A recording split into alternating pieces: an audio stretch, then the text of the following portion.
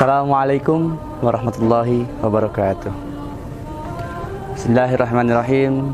Innal hamdalillah, tsummal hamdulillah, walhamdulillahil maliki dzil malakut, wal jabbaru lil jabarut, alladzi khalaqal maut wal hayatan li ikhtibaran 'alal imani was subut. Asyhadu an la ilaha illallah wahdahu la syarikalah wa asyhadu anna Muhammadan abduhu wa rasuluh la nabiyya wa la rasula ba'dah. Amma ba'du. Puji syukur kita kehadirat Allah Subhanahu wa taala yang telah memberikan kita nikmat Islam, nikmat iman, nikmat sehat jasmani rohani, sehingga kita bisa menikmati semua kenikmatan yang ada di dunia ini dengan sangat bahagia.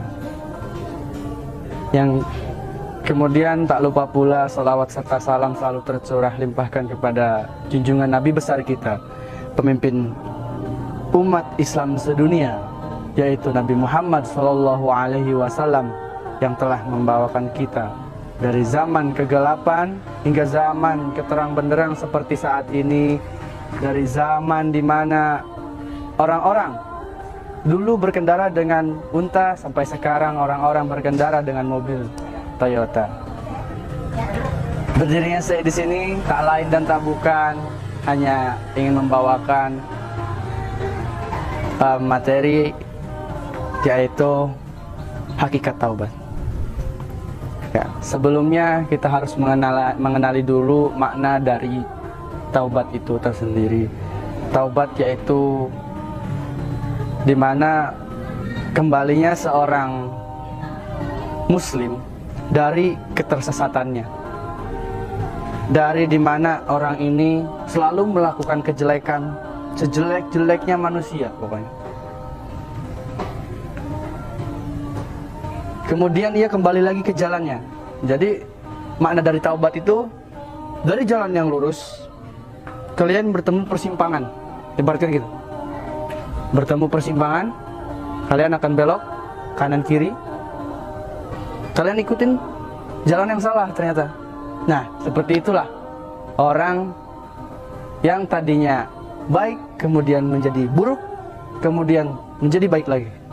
Itulah contohnya seperti taubat. Atau misalkan yang tadinya dia tidak mengetahui apa-apa, tahunya hanya hal-hal jelek. Contohnya sepertinya yang tadinya memang dia tahunya hanya ilmu mencuri, atau yang tadinya hanya bisa mabuk-mabukan saja, atau yang tadinya biasanya menghardik anak yatim atau membudakkan orang. Contoh tadinya seperti itu. Tapi seorang hamba ini sebelumnya belum tahu bahwa itu tuh perlakuan yang dosa atau zina. Sebelumnya hamba ini tidak tahu bahwa itu dosa. Tapi ketika sudah diberitahu, maka hendaknya ia harus bertaubat. Jadi ketika kita tidak mengetahui kalau hal itu buruk, kemudian kita diberitahu oleh orang lain atau diingatkan oleh seorang ustadz atau mendengar ceramah dari siapapun, ketika kita mendengarnya hendaklah kita harus bertaubat.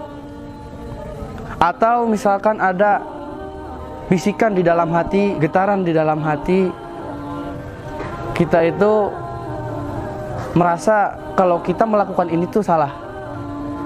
Makanya kita itu harus menanamkan dalam jiwa kita ini rasa takut kepada Allah Subhanahu wa taala, karena agar senantiasa kita bertaubat jika melakukan kesalahan.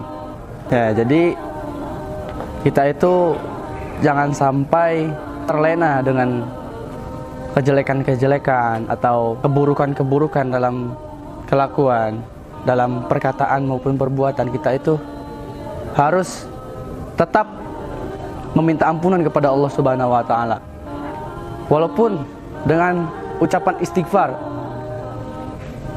Ya, jadi kita itu walaupun hanya dengan ucapan istighfar itu pun sudah termasuk kita itu memohon ampun kepada Allah. Tapi jikalau kalian memang merasa kurang dengan mengucapkan istighfar, cobalah sholat kemudian berdoa kepada Allah Subhanahu wa taala. Penonton yang berbahagia, dalam surah An-Nisa ayat 17 Allah berfirman, "Innamat taubatu 'ala Allahi lilladzina ya'maluna as-su' bijahalatin tsumma yatubuna min qarib fa ulaika yatubu 'alaihim wa kana Allahu 'aliman hakima." Sesungguhnya bertobat kepada Allah karena mereka melakukan kejahatan atau keburukan tanpa mengetahui atau karena mereka bodoh.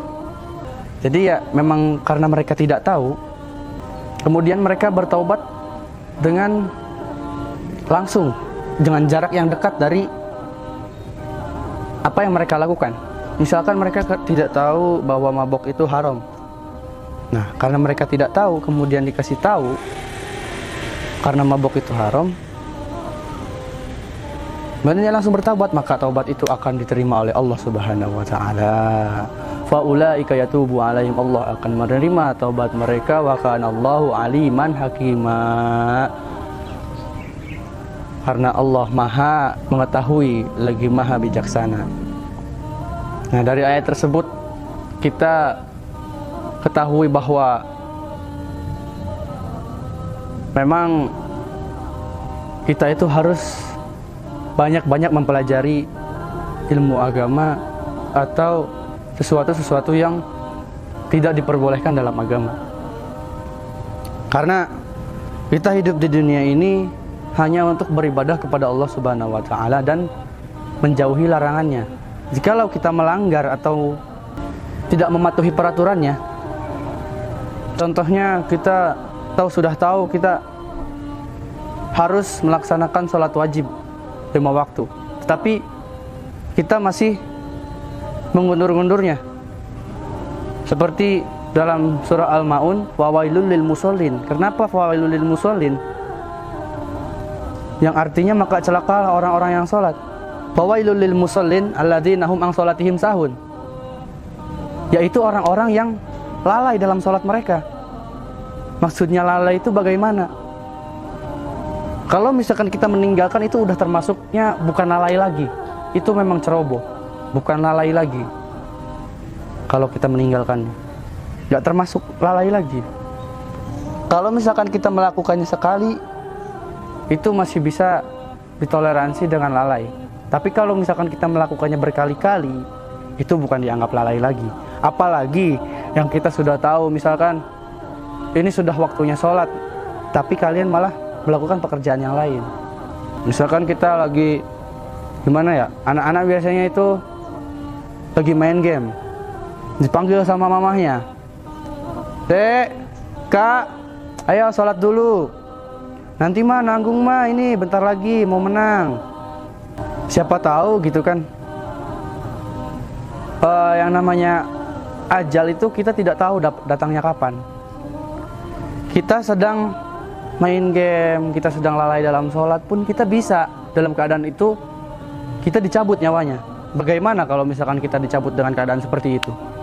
Bagaimana ajal kita datang ketika kita dalam keadaan seperti itu, dalam keadaan yang bukan di jalan Allah? Jadi ketika kita datang ajal, berarti kita nggak termasuk husnul khotimah. Kalau misalkan kita meninggalnya bukan dalam husnul khotimah, itu nanti amalan-amalan yang kita kerjakan tidak terhitung. Apalagi kalau misalkan kita berbuat amalannya tidak dari dalam lubuk hati yang ikhlas. Karena ketika kita melakukan taubat, itu yang pertama akan kita dapatkan itu ketenangan hati.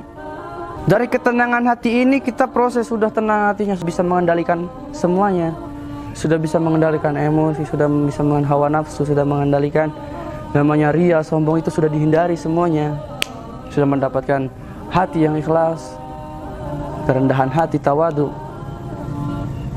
Nah, dari sinilah kita akan bertahap mendapatkan derajat, kedudukan, kekayaan dunia dan akhirat. Kita akan mendapatkan sedikit-sedikit demi sedikit. Makanya ayo kita bersama-sama berproses menjadi lebih baik. menjadi orang yang lebih mendekatkan diri kepada Allah Subhanahu wa taala.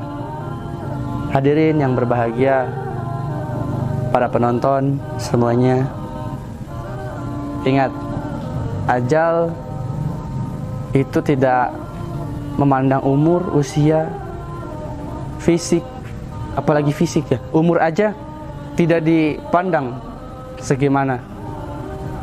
Mau umur berapapun, mau umurnya baru lahir 1 hari juga, kalau memang sudah ajalnya, itu bisa langsung diambil.